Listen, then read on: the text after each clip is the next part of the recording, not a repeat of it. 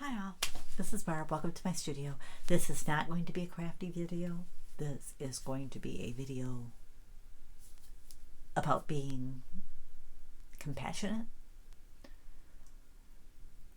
about isolating yourself, and about supporting our government when they do the right thing.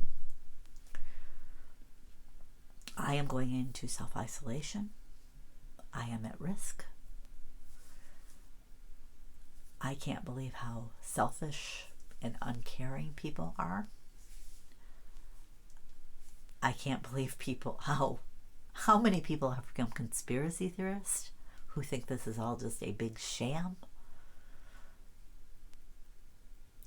Here's the thing. Even if you think this is a sham, what if it's not? What if you're wrong? Do you want to pay the price with the lives that could be lost? I seen a really good quote. It evidently comes from a superintendent of a school somewhere after making the hard decision to close his district. And I think it must have been before. Either he lives in a state where it's not mandated, or he made the decision before. I'm assuming it comes from then. But even if it came after, it still is a great quote. I'm not going to get it verbatim because I'm going off the top of my head. But basically it came down to this. We will never know if we overreacted and did too much about this situation. It's true of any situation. There's no way to know. We will, however, know if we underreact and don't do enough. I seen a blog post from somebody who did the math and used the statistics that people keep pulling up, and it's like, stop calling them statistics. Those numbers represent real, live people. Instead of thinking them as numbers, think of them as people that you know and love, and then see how you think. But anyways, this guy, he said, all right, we start with one person who has the virus. That person gives the virus to 3 people, which is pretty much how they've proven it goes. That person gives it to 3 more people. That person gives it to 3 more people. 3 more people. All right, we have a confirmed number in this country of people who have the virus. Sadly, that is not the number of people who have the virus. That's the number of confirmed, which means they've been tested. You can only get tested right now if you've been out of the country, you're in very close contact with somebody who's been out of the country, or you've been exposed to somebody who's been confirmed, which means they were one of the lucky ones to have the test, to have the virus. Or I guess now if you're showing symptoms, if you're in a risk factor, not just showing symptoms, you have to be in a high risk group, you get the test. Otherwise, no test for you. So there's no way to know how many people actually have the virus, because it's already been shown that this virus is passing through community contact. Meaning that I can get it from somebody who hasn't been out of the country, doesn't know anybody who's been out of the country, and isn't aware of anybody they know that has the virus. It's spreading like that. So, glad I didn't know that when I was sick last month. It would have freaked me out.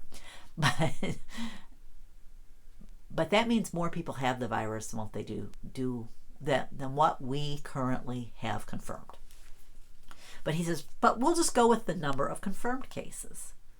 If you do the math and you multiply that out, who have it right now will each expose 3 people. Who will expose 3 people? Who will expose 3 people?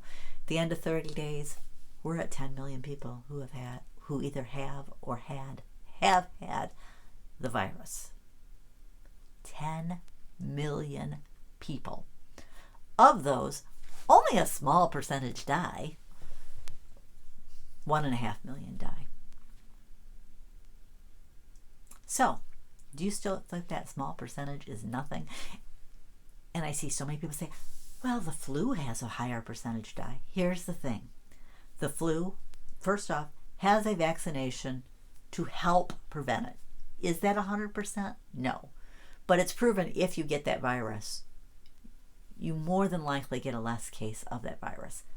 People refuse to get it. I've heard, oh, it gave me the flu. The vaccination virus does not give you the flu. The nasal one can because it's a live virus. The vaccination does not. If you got the flu immediately after getting that shot, you were just going to get the flu. It takes 2 weeks to build up immunity after getting the shot. So if you got sick within 2 weeks of getting that vaccination, you were just going to get the flu.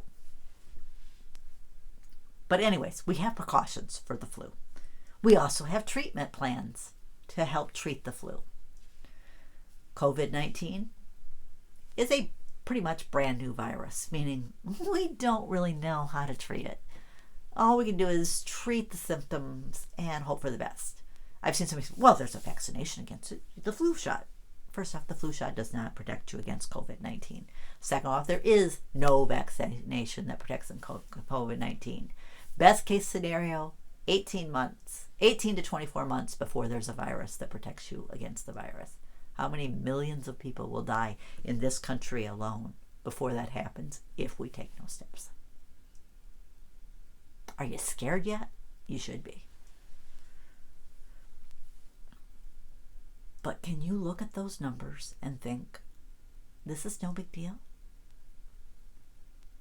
And here's the thing, even if you're fortunate enough, you didn't get the virus, you don't know of anybody who did get the virus.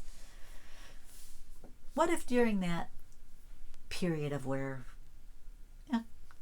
10 million people get the virus and 1.5 million die, those people that died, and there's probably more, there's going to be other people serious enough to need hospitalization. We don't have enough hospital beds to provide those people. Those people with complications don't need just any hospital bed. They need an ICU bed. We definitely don't have enough ICU beds for all those people. We need ventilators for those people because it causes respiratory issues. You'll probably, if you get the virus and you have complications, you will need a ventilator. We don't have enough ventilators. Okay. That many people needing hospital care is going to put a hospital into triage state, which means if you have some other health emergency arrive, you may be getting your care in a parking lot, a tent in the parking lot, because there's no room inside the hospital. It also means that you're rated based upon how serious your condition is. So if you have a condition that, it needs care, but you're not that serious, you're not in immediate jeopardy, you don't get that care right now. You wait. You may get to the point where you need immediate care, because even minor things, if you wait long enough, become major things. Plus, consider this, doctors and nurses, that many patients in their hospitals, they're going to be working practically around the clock. They're just going to have short breaks. Do you really want to have some sort of emergency surgery or any type of care from a medical professional who's been working, say, 12, 18 hours a day? I don't. And I'm not just talking a normal 12-8. This will be 12 to 8, really 18 hours, hectic hours a day, pretty much every day. There won't be days off. Or if they do, they'll be lucky to get 1 day off. So even if you don't get the virus, your health could be jeopardized by what happens as a result of the virus. Do you understand that?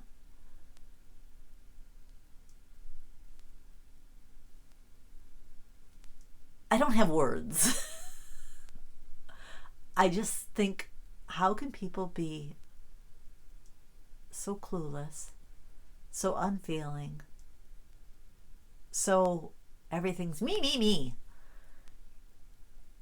We need to start worrying about our neighbors. We need to care for others. And what really bugs me is how some of these people preach to me about religion and going to church. Going to church does not make you a good person. Doing the right thing, caring about others, sacrificing for the better good, that makes you a good person. I'm not seeing many good people out there right now. And that makes me want to cry. I've seen family members posting things that are downright hurtful. They basically come off saying as, I'm not going to be affected by this virus. I probably won't get this virus. If I do, I'll survive. And I'm thinking, but you're healthy. You don't have any underlying conditions. Or at least you're not aware of any underlying conditions.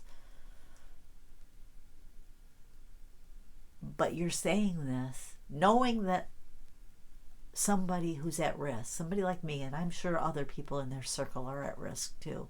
Some of them probably have way more risk factors than I do. You're saying that knowing that I can see it.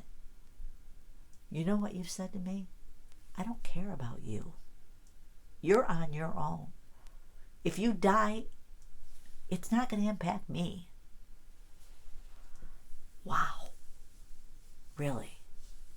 Because I'm sorry, if you die, I'm going to be impacted. Will I be able to go on? Sure. But I don't want to see you die. Honestly, I don't want to see people I don't know die as a result of this. And when I think of that number, 1.5 million, and that's in 30 days. If we do nothing, it's going to last way longer than 30 days. That number could double, triple, quadruple.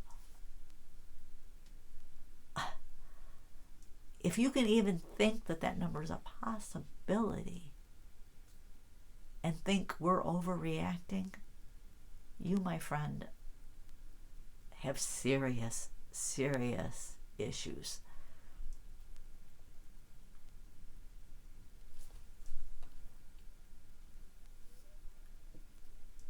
And if you still believe it's not a big deal,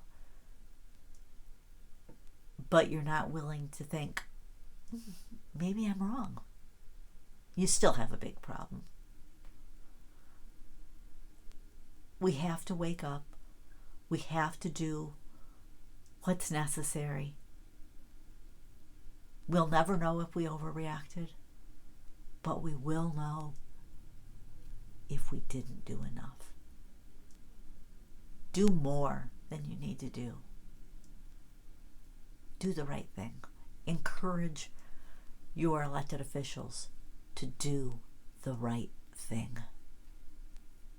It's the only way we're going to survive. And hopefully that won't be literally. Thanks for joining me. I'll catch you next time.